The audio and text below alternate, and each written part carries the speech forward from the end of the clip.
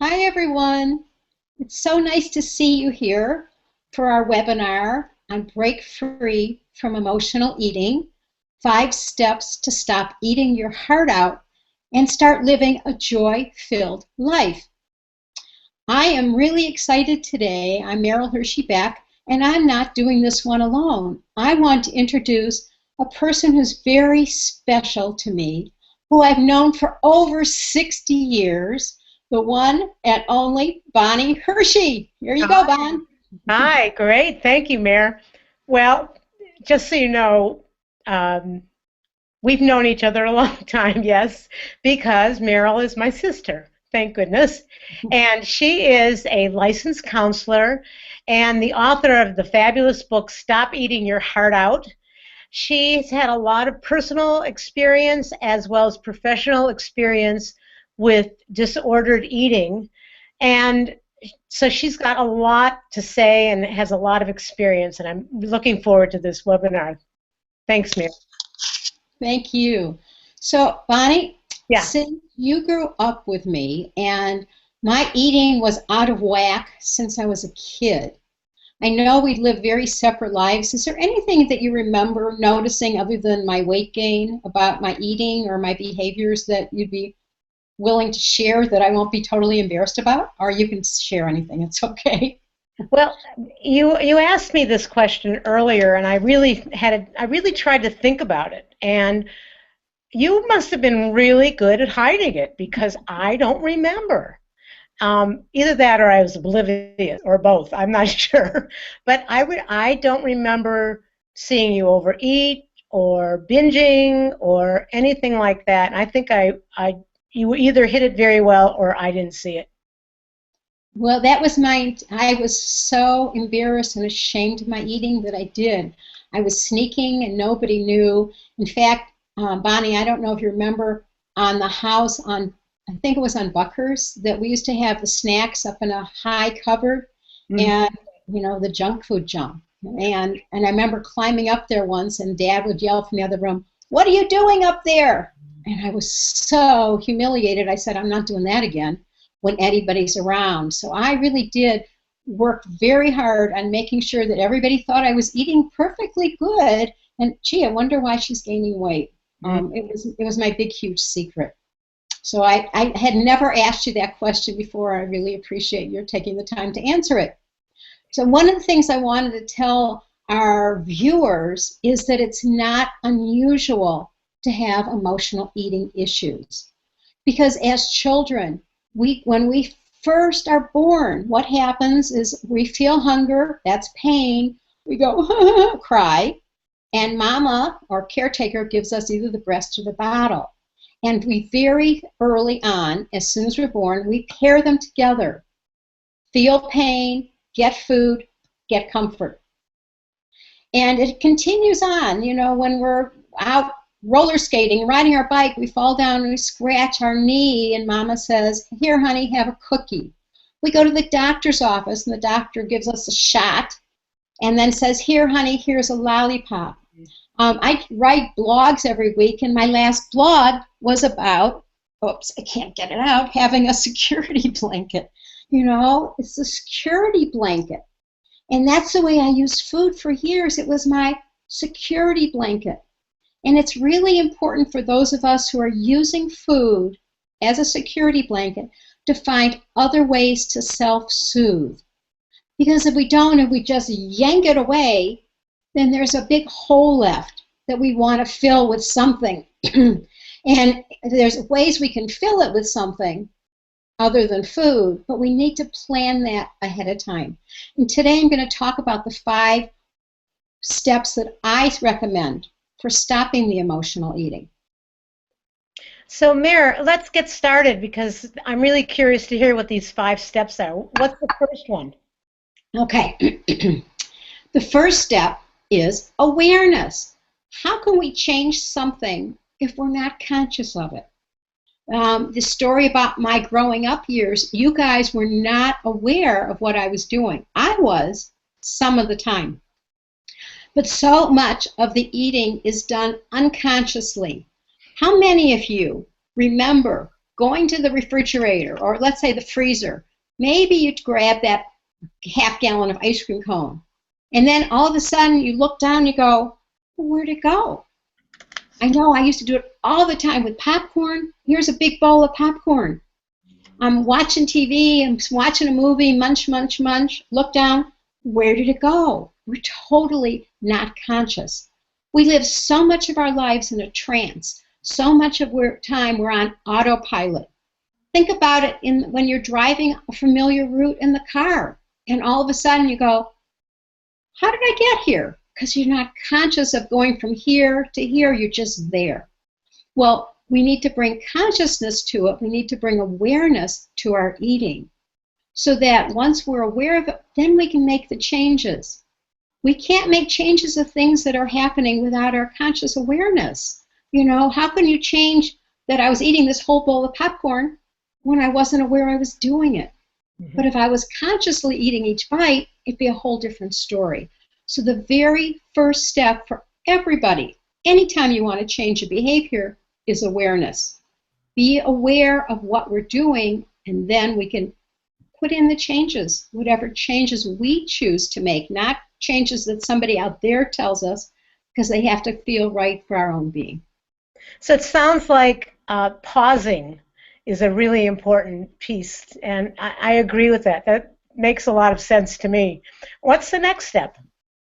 Okay, so changing our behavior, such as eating, overeating, and maybe it's other behaviors, but that's the one that I've been working on for myself for umpteen years, and professionally working with people since 1990. I became a counselor, and before that I was a sponsor in 12-step recovery and helped people with this issue because I had the same issue. So I've been working with this for so many years, and it's so hard to do it alone. So the second step is finding support. And support can look different. I mean, different types of support. One, there's group support. And that's finding people who are of like mind who are willing to support you. And support would look like, oh, you know, I go, oh, I ate too much. And a supportive person would say something like, gee, I wonder why you did that. A non-supportive person would be judgmental. Oh, you said you were going to do better. Why are you still eating so much?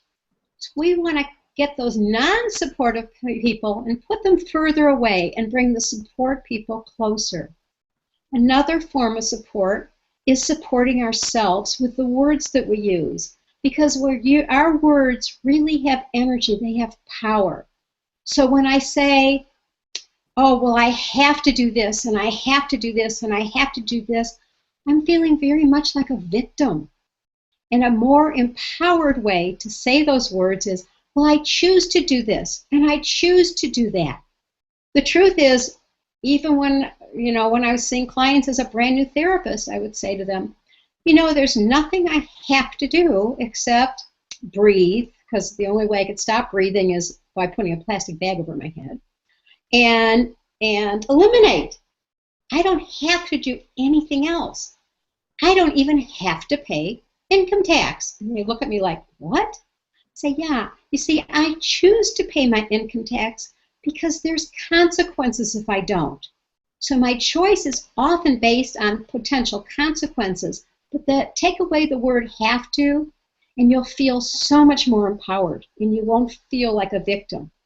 And then the third area of support is spiritual support. And I'm not talking about religion, I'm talking about spirituality.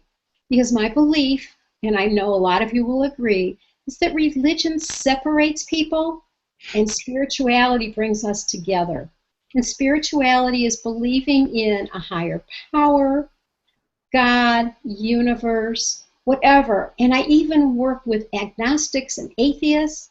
And when we do this part, we talk about using our higher self.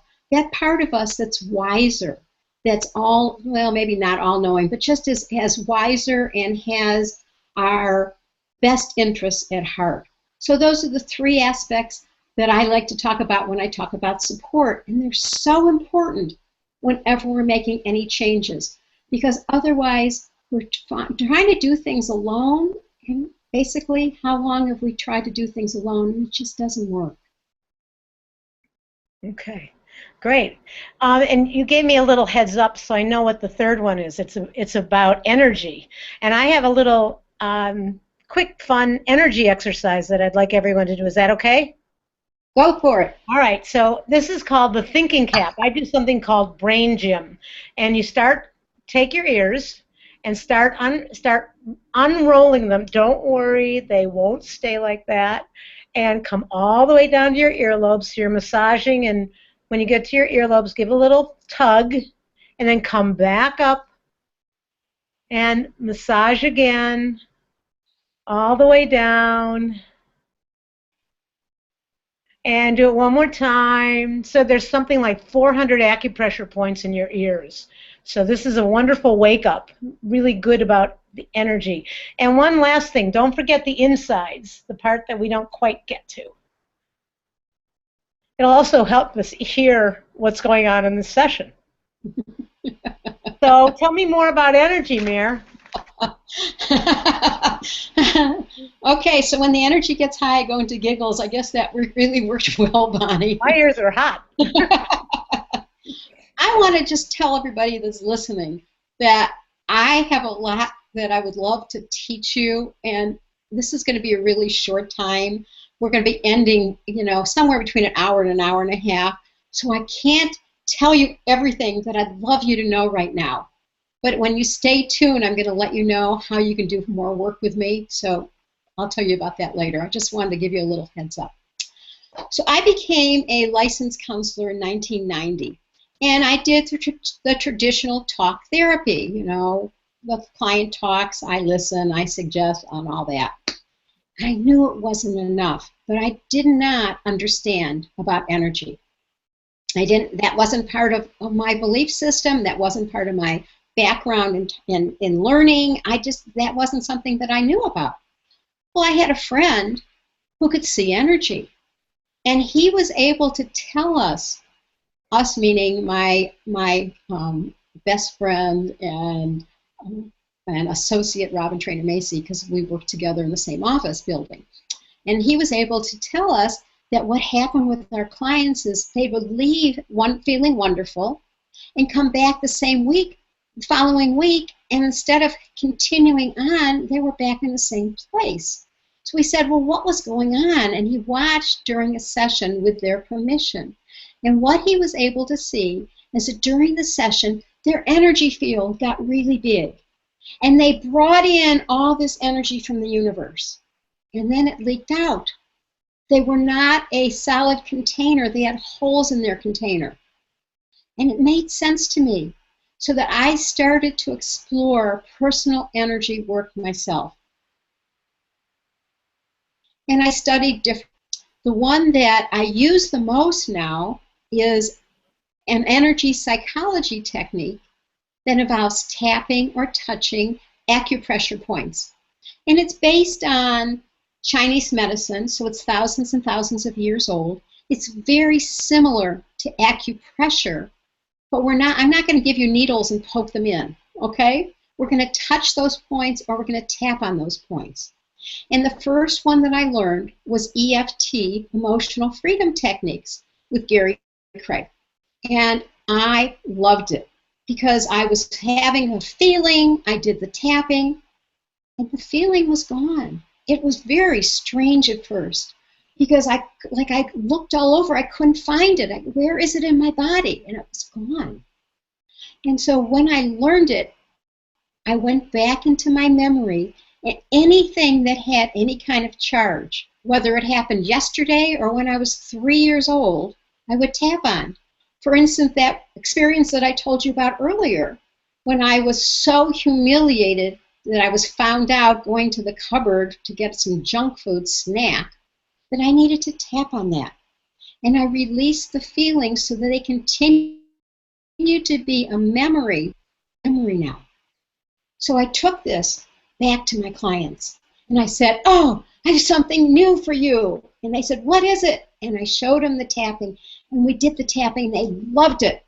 And they came back the following week, and I said to them, how did you do? Did you do more tapping on your own? And they said, oh, I couldn't remember what to say.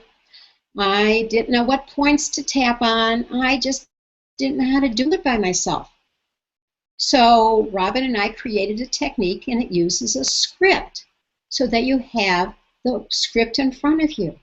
The other thing they said, now I was working mostly with 12-step recovery folks, and so they were very much keyed into their spirituality. And they said, how come we're doing this alone? Why aren't we connected in spiritually? Where's the higher power piece? So when we created this, we created it so that we are connecting in with higher power. We are acting like we are a tree. And the script will tell you, we're going to do this in a moment. The script will tell you that you're like a tree, and the branches of the tree are what we're conscious of. And the roots of the tree are what we're unconscious of. And we're going to be clearing it from what we're conscious of, the branches, all the way down to the roots. And so this was in 1997, and it has evolved. First tapping, because when we start, the first thing that we do is call in our connection to God, higher power, higher self, whatever word works for you. So you're not alone. This is a partnership. And I'm wondering, Bonnie, if you're okay with it, if we can show them exactly what this is like, if you'll be my echo and we can work on something. Yeah, that works for me. I'll do it. And would you like to work? Now, let me just tell everybody, there's two major ways I work with this. One is whatever's bothering me or whatever's bothering my client. Because if it's bothering us and we're emotional eaters or compulsive overeaters or bingers, if it bothers us, we have to run over and get something to eat. That's how we've been pushing away the feelings for years. So I use the technique for anything that bothers us or bothers me, and I also use it if I'm craving a certain food. And I actually used it to get rid of my ice cream craving, and I had that for over 60 years. So it really works. And so, Bonnie, would you like to do it for a craving or something that bothers you? Well, it's funny you mentioned ice cream because last night we had some people over, and I have ice cream in the house, which I don't always have, and it's definitely calling me. So right now I'm not at the house, so it's not like I'm going to stick my head in the freezer right this second, but I could see myself moving to the freezer when I get home. So I think I would love to do something about choosing to have ice cream rather than that compulsion. Okay, great. Okay. So I want to first tell the viewers that I always thought I had to actually have the item in front of me. And then I was on an interview, and the host said, oh, yeah, let's do some tapping. You know, I really would wish I had some chips. I said, oh, I should have asked you ahead of time. You could have had them in front of you. She says, don't worry, I'll imagine it. So just imagining it, for this particular person, she had this craving for chips. It started as a 10, which is the most intense it can be, and it went all the way down to a 1. And I saw her a few months later, and she said, chips are still no big deal. Now, it doesn't always happen that fast, and it doesn't always last that long. But the tapping only takes a few minutes, so why don't we just go ahead and do it? Good. Bonnie. I'm game. And viewers, why don't you imagine that there's ice cream in front of you? And by the way, the chat's on, so if you guys have any questions while we're doing this or any comments, you can write little comments in the chat, and I'll check and see if I can answer your questions as we go.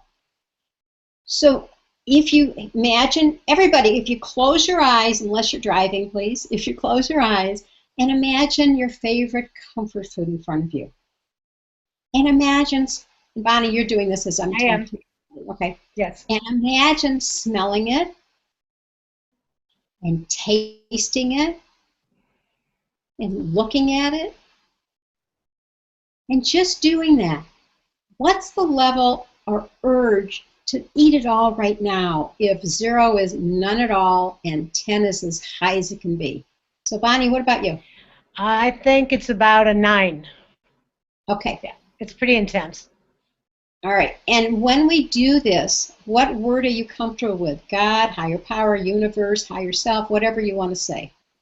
Um, well, I would like to switch between God and higher power. If you want to throw either one in, it's fine. Okay. And people who, why don't you do it along with us? I will show you the points as we tap. And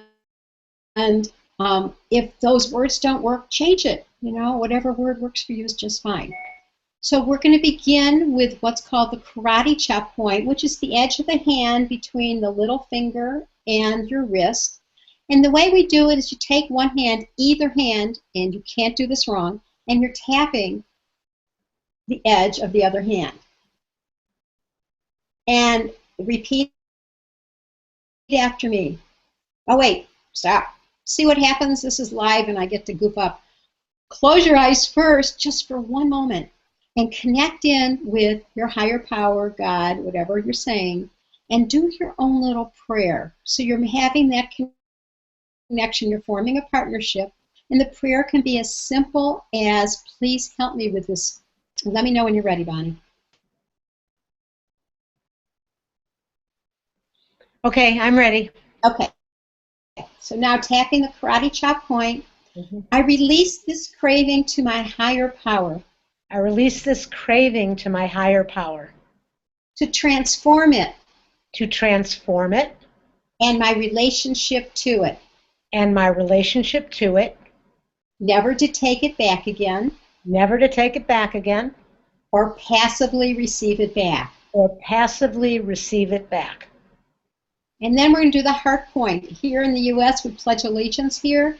It's a sore spot on the left side of your chest. Unless you're wearing a pacemaker, use the right side. And if you poke along, you go, ow, and you know you have the right spot. And gently rubbing around in a circle. Even though I have this craving. Even though I have this craving. I totally and completely accept myself. I totally and completely accept myself. If that's a stretch for some of you, say it this way. Even though I have this craving. Even though I have this craving. I want to totally and completely accept myself. I want to totally and completely accept myself. Even though I have this craving. Even though I have this craving. I'm ready to release it now. I'm ready to release it now. And then the top of the head. I bring in higher power. I bring in my higher power. Into all the branches. To all the branches. To the deepest roots. The deepest roots. Around this craving. Around this craving. Asking for healing for the highest good. Asking for healing for the highest good. And then the inside edge of your eyebrows. You can do one or the other. I like to do both. That's totally up to you. I release all the sadness. I release all the sadness. In all the branches. In all the branches. To the deepest roots. To the deepest roots. Around this craving. Around this craving. And then holding your fingers still, think to yourself, and if you want to say it out loud, fine. If not, I'll know you're done by breathing. Think to yourself, what is the sadness? And then when you have it, exhale it out.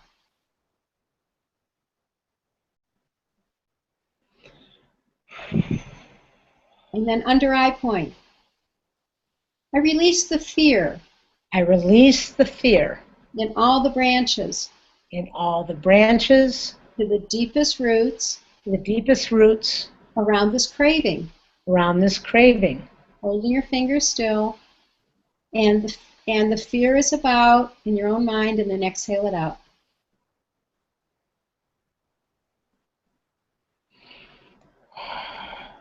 Now, if you notice, Bonnie's going like this, and I'm going like this, you can do it either way. I'd like to alternate tapping. You don't need to. It's just something I do. Bonnie's going like this. That's just fine. Under your nose and under your chin at the same time, I release the shame and embarrassment. I release the shame and the embarrassment. In all the branches. In all the branches. To the deepest roots. The deepest roots. Around this craving.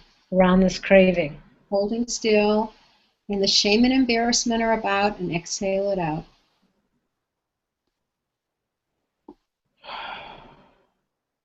just below collarbone, like 2 finger widths below your collarbone. I release the hurt I release the hurt and the grief and the grief in all the branches in all the branches to the deepest roots around this craving. to the deepest roots around this craving. Holding still, breathe in, think about what you're releasing, and exhale it out. Mm-hmm. Under your arm points. I release, and you can do it this way or you can do it this way. You want to look like a monkey or give yourself a hug. Either way is okay. I release the guilt I release the guilt in all the branches to the deepest roots around this craving. deepest roots around this craving. And think to yourself, and the guilt is about, and exhale it out.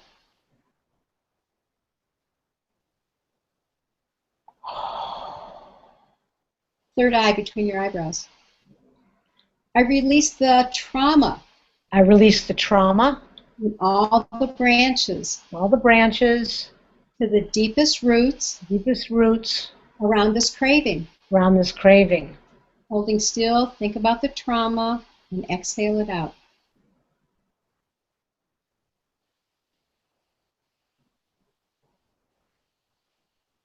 In between, put your wrists together. So we're doing the inside of the wrists, and I like to do both.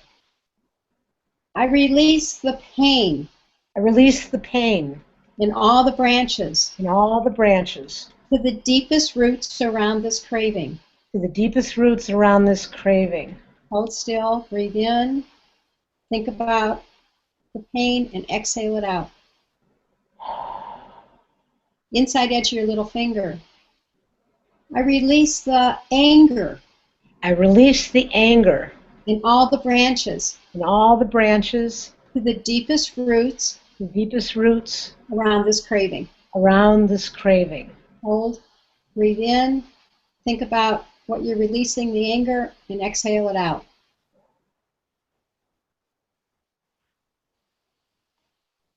Inside, there's an addiction point. So if you take your right hand and put your thumb in the webbing between your thumb and your first finger on your left hand, where your thumb ends is the addiction point. You can do it on either hand. I was taught left hand, and I believe it's both. And so when I teach this, I don't do just this one point where my thumb ends. I say the whole line between the webbing and your wrist. We call that the addiction point. So if you tap that, I release any addiction I release any addiction in all the branches in all the branches to the deepest roots around this craving. the deepest roots around this craving. And again, breathe in, think about the addiction, and exhale it out. Pointer finger, your index finger, the side closest to your thumb. I release all the energy I release all the energy invested in this issue, so in this craving. And issue, Yeah, so I can use the energy so I can use the energy for my own well-being. for my own well-being. I totally and completely forgive myself I totally and completely forgive myself for forgetting. for forgetting. I am doing the best I can. I'm doing the best I can. I totally and completely forgive myself I totally and completely forgive myself for eating more ice cream than my body needs, for eating more ice cream than my body needs, for craving it the way I do, for craving it the way I do. because it's been a comfort food for me. Yeah, it's definitely been a comfort food for me. And I ask my higher power And I ask my higher power to remove the craving to remove the craving so that this food so that this food becomes a choose to becomes a choose to rather than a have to. rather than a have to. And then take a breath. Take your imaginary bowl of ice cream, or maybe it's a tub, whatever it is. Smell it, taste it, and it was a 9. What is it now? When I was thinking about it before, well, I'll tell you what it is. It's probably about a 1 right now, or a 2. And I was literally kind of checking out the creaminess of it and the texture of it. And people were eating it last night. I just didn't happen to have any or want any, but I was definitely into their eating it. I'm not feeling I'm not feeling the need. I was salivating too before. I'm not doing that. So it's definitely come down quite a bit. Wow. Yeah, that's great. I want to tell everybody it doesn't happen that fast. Sometimes it stays the same after you do the tapping. Sometimes the numbers go up. And what that tells me is that you were not in touch with the depths of the feelings until you tapped on them. What doesn't matter if the numbers go up, stay the same, or go down, the next step is to bring in a positive. So what's a positive state of being you'd like to be able to feel right now, Bonnie? Well, you were talking about choice in relationship to ice cream or otherwise. It could be either one. It could be when you think about ice cream, or just how would you like to feel right now? Oh, I want to feel happy, Okay. joyful. And if you thought about it in relation to ice cream, when you think of ice cream, what would you like to be feeling? I want to be able to, I want it to be there as a choice and not as you even said it, as I have to. It's a choose. So, is there one particular word that might encompass some of that for you? Would you be Um, feeling at peace? Would you be accepting? Is there any I'd particular? be aware. Aware. It's about awareness for me, I think. Oh, it's sort of that word that we talked about, aware and consciousness. Yeah. So, Yeah. I agree. okay. So, do you remember a time in your life when you felt joy and consciousness at the same time? Yeah. Sure. So close your eyes and tell me if you can bring those feelings into your body. And I'm asking the listeners, the viewers, do the same thing. Pick whatever words resonate with you that are positive, a positive state of being. And close your eyes and bring those in. See if you can remember a time when you felt that and bring it into your body. And tell me when you have it, Bonnie.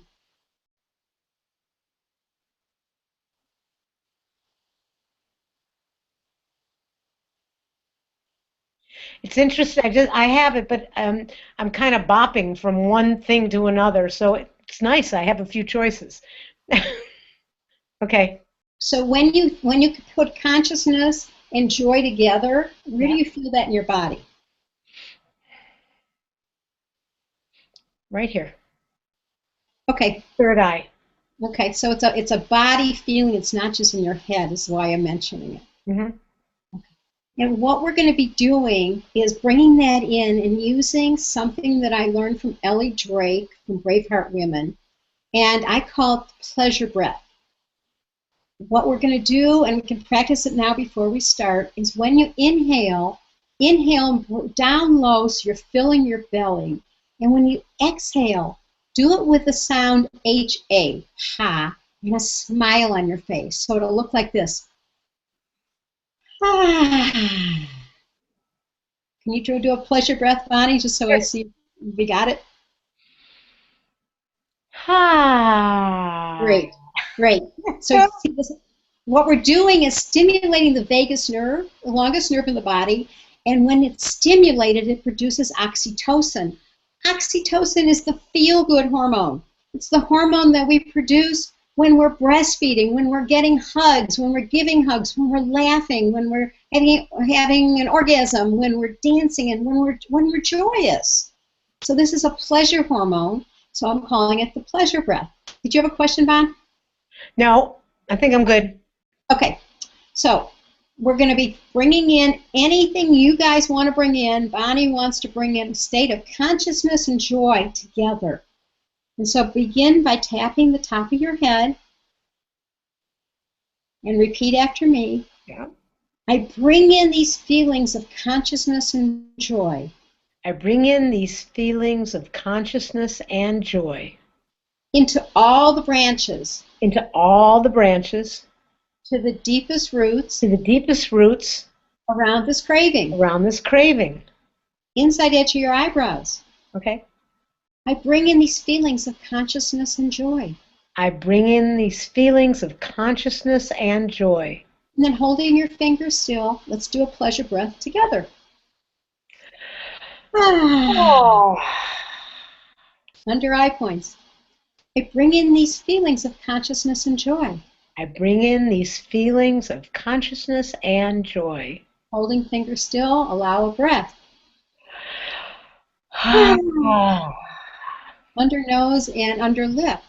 I bring in these feelings of consciousness and joy.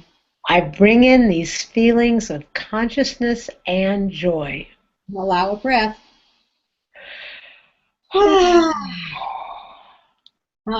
Just below collarbone. I bring in these feelings of consciousness and joy. I bring in these feelings of consciousness and joy. And allow a breath. Third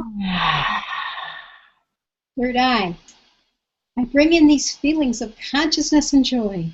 I bring in these feelings of consciousness and joy. And allow a breath.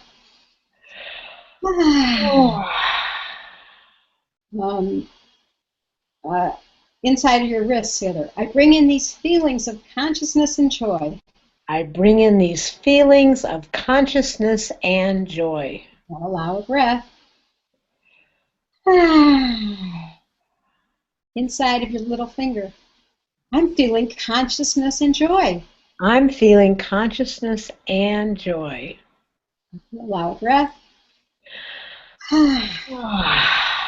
Addiction point. I feel conscious and joyful.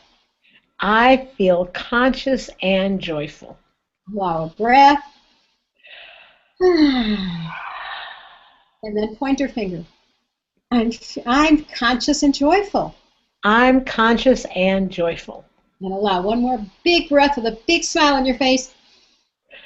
Now go back to the ice cream and tell me what you're aware of. The first thing that came to my mind was ice cream. What ice cream? Which is pretty good for me. Just not in the front of my mind. It's not weighing on me at all. Well, great. And what's your level of craving right now? Oh, it's down. If it was a 2, it's now 0 or a 1. I'm like, ice cream. Who cares? Yeah, I choose to rather than I have to. So, Bonnie, I don't know if you know the story, since we share a mama. You'll appreciate it. So when I went to visit Mom, my mom at the time was 92, and I went to visit her last fall. And the way I've dealt with my ice cream craving for many decades, because I didn't want to overeat, is to not have it around. I mean, don't have it, I won't eat it. Because otherwise, ice cream was really my comfort food ever since I had my tonsils out as a 6-year-old, and my throat feels so much better. So I went to visit Mom last fall, and that's when she announced that she now likes ice cream every night. So I go the first night to make her ice cream cone and open up her kitchen freezer, and there's 4 kinds of ice cream. And I go to the other little freezer, and there's 3 more kinds of ice cream, including my favorite, mint chocolate chip, and some others that were semi-favorites. So I make her ice cream cone, and first night I have a spoonful. Second night, make her ice cream cone, and I have a bowlful. Third night, make her ice cream cone, and I have a big bowlful, and I knew I was in trouble. Very fortunately, the synchronicity was wonderful. I was teaching this class. Well, I was teaching a class on source tapping, and we had enough time that everybody got to partner off and practice. But it was an uneven number of people, so I got to do it too. And I went into the kitchen. I actually took the ice cream, put it in a bowl. I figured I might as well use the real thing. And I tasted the smell. On a scale of 1 to 10, mine was a 20. It was hard for me to not lick the spoon when it was right in front of me, but I didn't. I just smelled it. Did the tapping. I had no interest in it. I went, yeah, right. And the next night I made her ice cream cone. I didn't even lick the scoop. What it was, ice cream scooper. The rest of the trip, I didn't even care about licking the spoon. Well, I thought, yeah, right. That'll go away. Well, I go back and visit her the following month because I'm not testing it in between. There's no ice cream in my house. Go back the following month. Sure enough, she still has 6, 8 varieties of ice cream, whatever she had, and I had no interest in it. And this happened every time I visited her. However, when I saw her this year in July, I thought, oh, I'm going to try ice cream. First one that I tasted like freezer burn. The next one that I couldn't just try one. The next one that I tasted, it tastes chemical. And I thought, what is going on here? And then, I couldn't believe this. So I fly out of Cleveland, and our flight's delayed, so they give us food vouchers. Go help yourself anywhere there's food.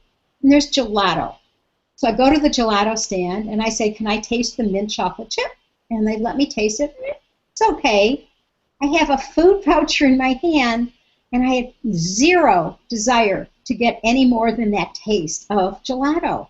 I ended up giving my food voucher to someone else. There wasn't anything I wanted to eat in the whole airport. It's like miracle time. How did that happen? I only tapped one time. Now, I needed you, Meryl. I needed you. I just visited Mom a week and a half ago. I should have done this beforehand. And guess what?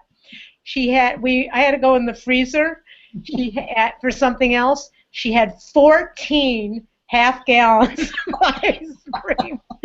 So I think that I know where our ice cream addiction came from.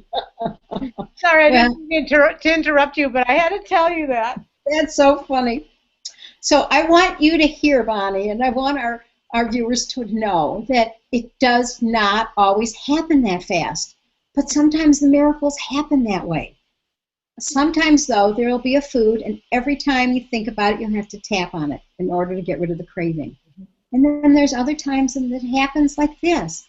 So, Bonnie, you've done tapping before. Do you have any kind of story to tell about your experience with tapping in general or any specific time? Well, I remember, I do tap. I actually occasionally tap while I'm just walking in the woods, and just so you know that I forget what the words are. I make it up. It could be about me having more energy for the day, or if I had a difficult conversation that was going to come up on a particular day, so I tapped about that, and it worked out a lot better. It wasn't perfect, but I didn't have the anxiety going into that conversation that I normally would have had under other circumstances. Uh-huh. So I tap, here and there, and I make up my own things because I don't always have the script in front of me, and it still works. And even if it doesn't take me down to a zero, it certainly reduces my level of anxiety at that moment down so that I can function better at whatever it is. So yes, I've done it. I like it a lot. That's great. And I want to say how important the pleasure breath is, because I'm right now doing a group, and there's somebody that's in my group, and she doesn't have the script with her, and she's in a there's a lot of stress and tension in the job she's in. And she's working with freshmen students in a university that don't really want to be in her class, right? And she doesn't always remember how to do the tapping, but she does remember the pleasure breath. And that's been enough to change her mood so that she goes into the class feeling so much better about teaching these students and without all the tension and stress she's been feeling. So do the tapping. My recommendation is do the tapping as often as you can. And I'm going to tell you how you can get some support doing that soon. Do the tapping and do the pleasure breath, because it'll really help change your mood. Now, as I said before, I do this tapping all the time. It's part of my daily walk, and I use it in times of stress, and it saved me when I had the worst thing that could happen to a parent, and I'll tell you about that later. I don't want to get into that now. So stick around. I'll tell you about that, Bonnie, if you'll remind me. I'll remind you. I'll tell you. Okay. You know the story, Bon, and I'll tell everybody how I use tapping to get through the hardest time that I ever had to face. And thank you for bringing up that pleasure breath and doing that separately. That's a great idea too. I think I'll do that. So we were doing all these steps So next one, I think, what are we on to? Fourth step or third? Yeah. I've lost track. Yeah, 3 was the energy, Oh, right. and 4 is doing your own work, doing personal growth work, personal development work. It's about, most of us listening, I think we're all on this call or are on our own personal growth path, and it's continuing to do our work. And our work will include things like gratitude. If those of you ever been looking at my blogs, it's stopeatingyourheartout.com/blog if you want to read them. I wrote one on gratitude once, and I confessed that I had a whole lot of trouble with gratitude. I mean, I got into this self-help group, and they talked about let's have an attitude of gratitude. And I went, I feel like throwing up when I hear it. Because for me, I didn't feel grateful, and then I felt so ashamed that I didn't feel grateful. So I just felt like puking when I heard have an attitude of gratitude. Well, I was able to do so much work on myself that I changed that. And gratitude for me now is one of the highlights of my day, is feeling grateful, is stopping. A lot of times, and I haven't done this recently, but I'm going to want to put it back into my life, writing a gratitude list, going to bed and thinking about what you're grateful for. So that when you go into la la land, into the twilight sleep area, you're still thinking about what am I grateful for. Now, whenever I'm in a lousy mood, and I tell my clients to do this, I recommend it all the time, write a gratitude list. It changes your mood. It's a mood elevator. And the gratitude list can be little things to start with. I can talk. I can see. I have a voice. I can walk. I have fingers on my hands that work, whatever that is. So that's really a recommendation that I have for you right now, is to write a gratitude list. And I'm noticing that I haven't had any comments yet.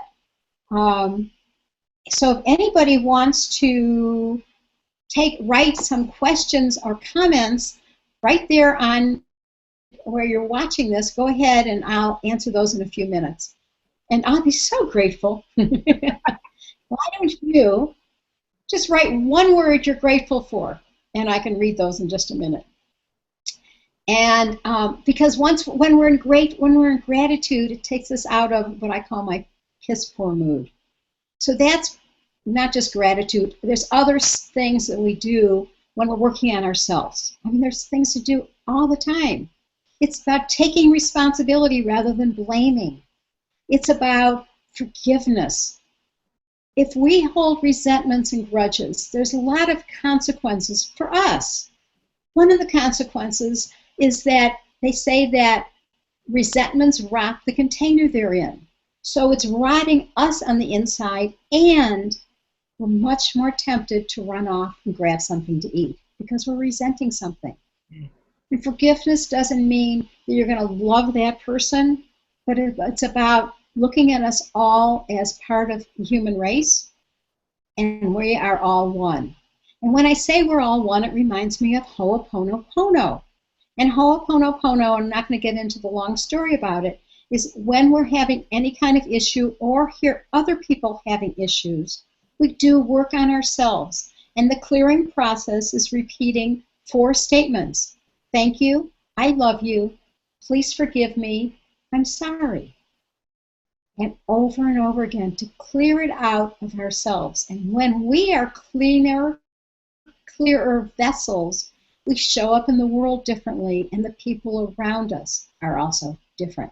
So that was the step 4 out of 5, is to do our own inner work.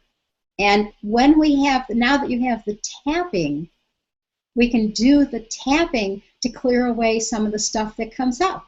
So let's say I'm driving and this guy cuts me off. Well, I could stay in a place of resentment, flipping the finger, whatever, or I could do the tapping. And now that I've done the tapping for so long, I don't always have to actually tap on the points. Sometimes I just think about tapping, and I'm telling my body to do it because I've been doing it for so long that it works that way. But at first, I would just do the tapping. And I continue to do the tapping as I'm driving, actually. I just do one-handed tapping. And I say it out loud when I'm driving and nobody's there to hear me, so I clear things a lot when I'm driving. It's a way for resentments to not build up, so they're not rotting you away on the inside. So that was the step 4. Wait, is there anyone, let me see if anybody wrote anything that they're grateful for. Not yet. So if you would like to share that or share anything about tapping or questions, go ahead and we can take your questions in a few minutes. Okay, it looks like we have one more step. So Meryl, what's the last step? So the 5th step is similar to the first one. The first one's awareness, and the last one is being conscious. So conscious choices. What conscious choices are going into the grocery store. Instead of grabbing those chips, maybe choosing differently. Maybe I won't bring the chips into the house. Maybe I'll bring something else into the house that has much more nutritional value. Making conscious choices. I like to talk about healthy eating as going to the grocery store and staying on the perimeter of the store, because that's where the fresh fruits and vegetables are, and the fresh meats and dairy, and on the inside of the store are all the processed foods. And I am not ever going to tell you not to eat them, but I am going to say the more we fill ourselves with non-processed foods, the healthier we feel. And that's all about making conscious choices. Conscious choices are also about how we're spending our time. What are we doing for ourselves? Are we pushing ourselves? Are we spiritually and asking for direction? Those of us who are well aware that we're on a conscious spiritual path means we're going to take time every day to check in with our higher power, to meditate, to ask for direction, so that we're not running around in 1,000 directions, being so busy and not really taking care of us. When we talked about whatever step it was, support. So part of support is taking care of ourselves. And when we get to this step with conscious choices, it's about putting ourselves, sometimes we need to put ourselves first. Because if our well is dry, how can we possibly help or serve others? We've been brought up, so many of us have been brought up to take care of everybody else's needs, to be hyper-vigilant. Well, what do they need? Let me help them. What do they need? Let me help them. And we're on the bottom of the list. It's time that we put ourselves up closer to the top. Because when we take care of ourselves, we're filling ourselves. We have so much more to give to everybody else. I just want to talk briefly about food choices. As emotional eaters, many of us are hung up on fats and sugar and high carbs, and that's what we run to. That's our security blanket.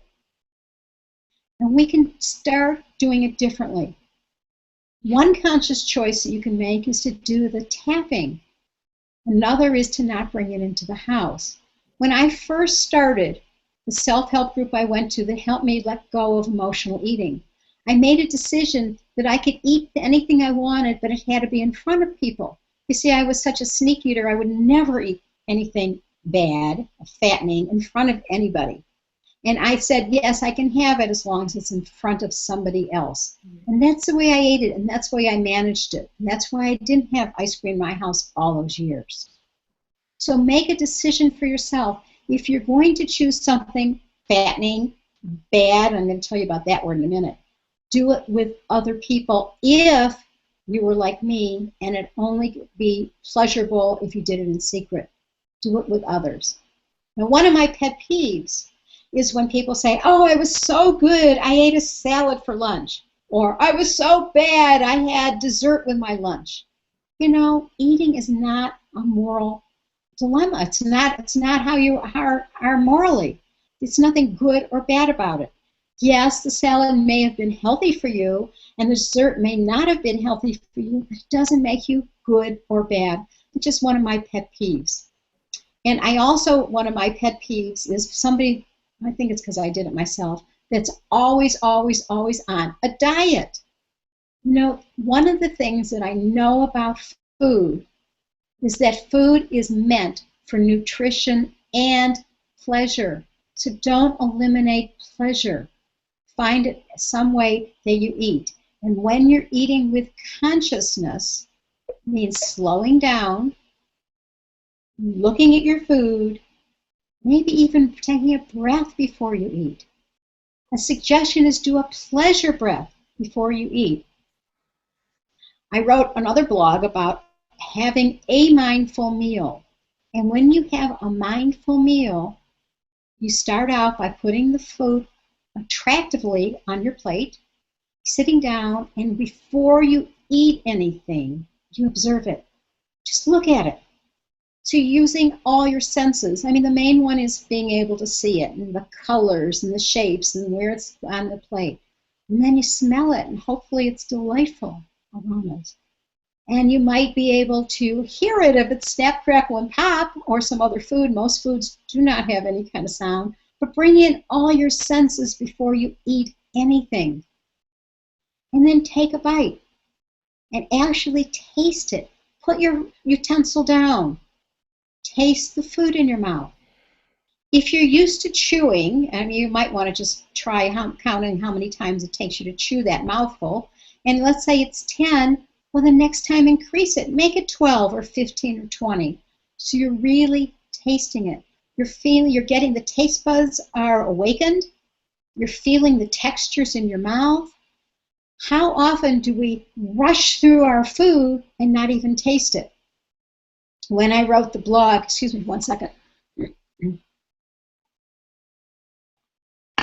When I wrote the blog, I was reminded of a story that my sister knows about, but she wasn't part of. And my mother, I'm a young married woman. My then husband, Lenny, and I were at my mom's house for coming over to visit and then stay for dinner. And she thought she'd make chicken soup. So she took out a quart of chicken soup from the freezer and poured it into the pot. And then she realized it wasn't going to be enough. So she got another quart out from the freezer of what she believed was chicken soup and put it into the pot. And she's mixing it around, it's defrosting, and then she tastes it. She goes, oh. And she realized, yes, the first one was chicken soup. The second one was frozen whiskey sours. Do you remember the story, Bonnie? I remember it, yes. The You story. weren't here. So she decided, I guess there's some prankster in my mom. She decided she would go ahead and serve it to us. I tasted it and I go, oh, Mom, I don't care for your soup today. Lenny tasted it. Mom, I don't understand. You're such a good cook. This just doesn't taste like it usually does. And she says, shh, don't say anything. Your dad's is in the garage working. Don't say anything. Let's see what he says. So he comes in, give him the soup. We're not saying a word. It's really hard to not laugh. And he sits there and like this, really, really fast. And I said, Bob, you really like that soup? And he goes, liked it? It was terrible. I had to get rid of it really fast. Think about the way we eat. Foods that actually could be giving us pleasure. How often are we pushing it in, shoveling it in, inhaling it? We're not getting any of that pleasure from it. So this is just a reminder. Conscious eating is about slowing down, eating with pleasure, enjoying your food, and doing it without distractions. Very often, we're talking to somebody, we're texting, we're watching television, we're watching a video, you're watching the replay of the webinar, whatever. Try using your meal as a solitary experience. So you're just with the food. Try it. You'll see what it's like. It'll feel very different, but you'll get more of a sense on what it tastes like, what you're enjoying, and you'll even start understanding what it feels like to be full and stop eating when you're full.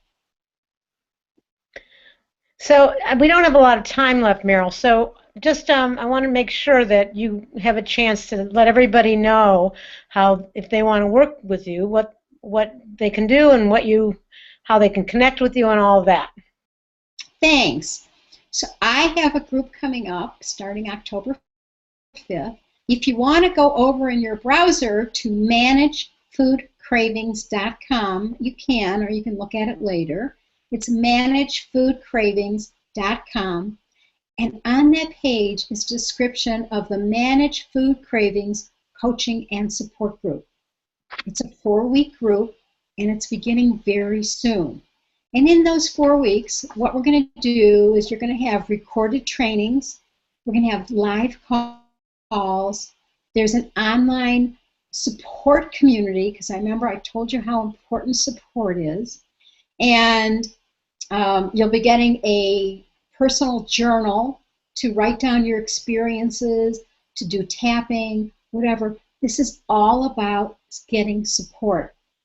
As I said when we talked about support way earlier, we make these, it's like a New Year's resolution. We make these resolves, like I'm going to do this, I'm going to do this, I'm going to change this. And without support, it's almost always impossible to really do it. So when you go to the page, when you scroll down, I'm going to do that now, you'll see there's a little video about me. And as you scroll down, you can read about it. There's a letter I wrote to you. There's some testimonials. Robin Peer wrote, I've been looking for you for 20 years. Thank you for being a one-stop resource for all the different help there is out there. Julie Siebert, she and I worked together, and I did her show, and she had such a craving for cheese that she said that this was a miracle when she learned to do the tapping. It was a miracle that because she goes to the grocery store now and doesn't care about cheese anymore. Now, those of us are carb addicts and sugar addicts and fat addicts go, cheese? Well, fat addict maybe. So yes, you can use it for anything that you're really craving or feel like you're addicted to. And it tells you whether or not this would be a good fit for you. Because this group is for you if you're serious about making changes in your relationship with food. If you really want support so you can let go of the emotional eating.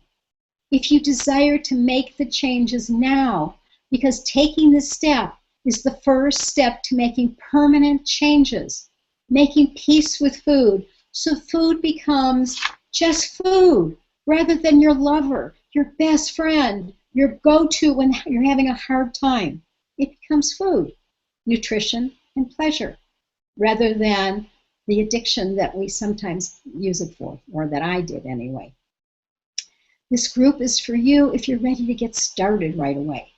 Now, the calls will be recorded, so if you're not live on it, that's okay. And as you keep scrolling down, you'll take a look, and it says that, are you ready to invest in yourself and manage your cravings? And the usual price is $297, but it's only $197 now. And if you join with a friend, instead of the $594 that it would cost for 2 people, it's only $297, and you're bringing in your own support system. Because you're watching on this webinar, I have a special treat for you. You gave up your time, you have the interest and the motivation to be watching this whole webinar. So I'm going to give you an additional $50 off when you sign up, but you need to do it soon because I'm only doing it for the first 10 people. $50 off, and the way you do it, you go to the page, managefoodcravings.com. When you get to the bottom, click the Register Now button, and then use the promo code 50 off. All together, no separation between 50 and off. And that gives you $50 off of the already reduced price. So when you bring a friend, the 2 of you can come for $247, or if you sign up alone, you can come for $147. I have a question, Mayor. Is it 5050 or spell out the word FIFTY? Thank you for asking. It's 50 OFF, no spaces in between. Okay. Okay? Yeah. So I'm supposed to remind you. Are you finished with that part? I know that time is. Well, I Yeah. wondered if you had any questions about it. No, I didn't. I don't have my website up. The website up now. I'll look at it after we're off. Okay. But I'm And supposed to remind you about a story that you were going to tell.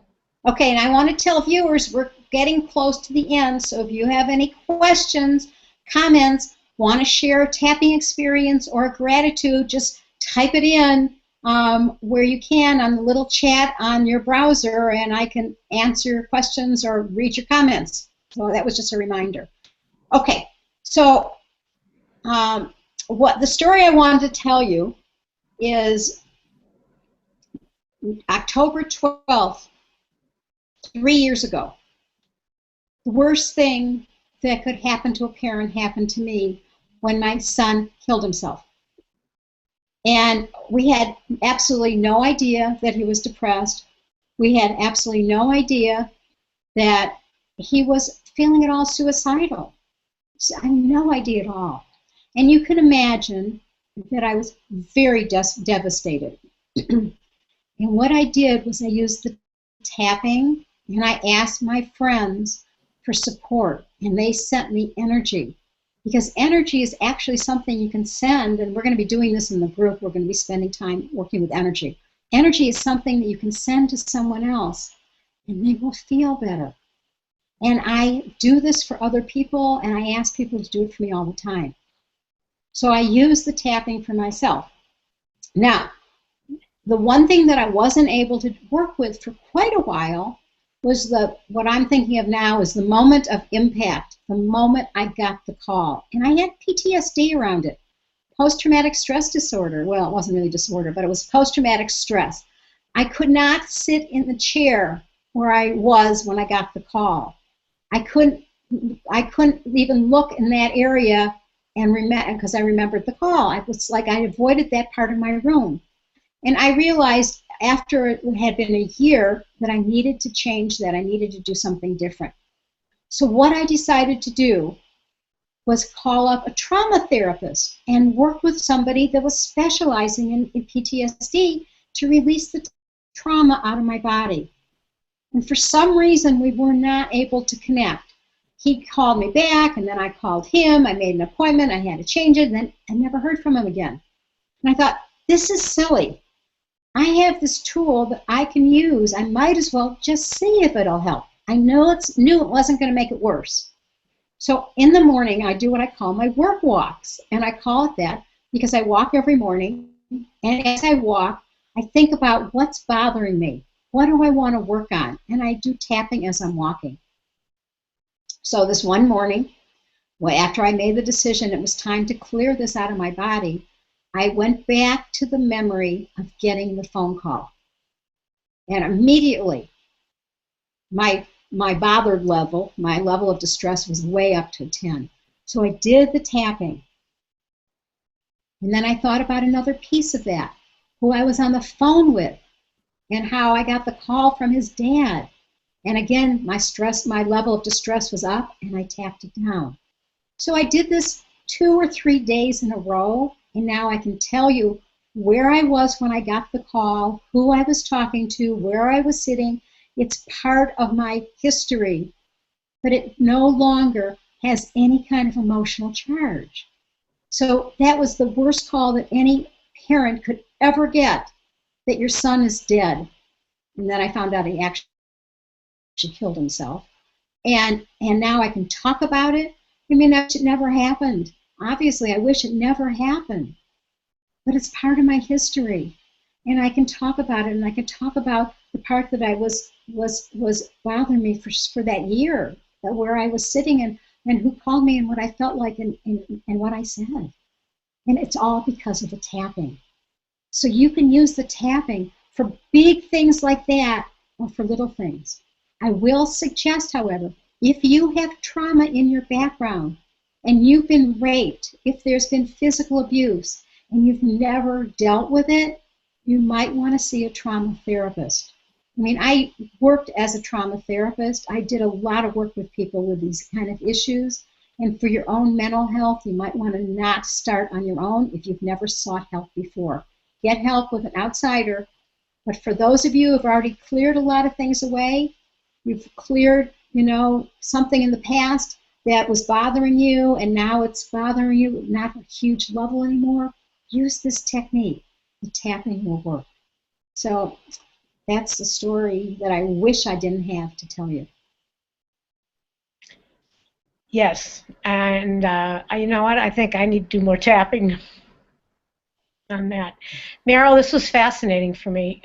This is a new sister act, uh, and so I want to know any closing thoughts, anything more you want to add?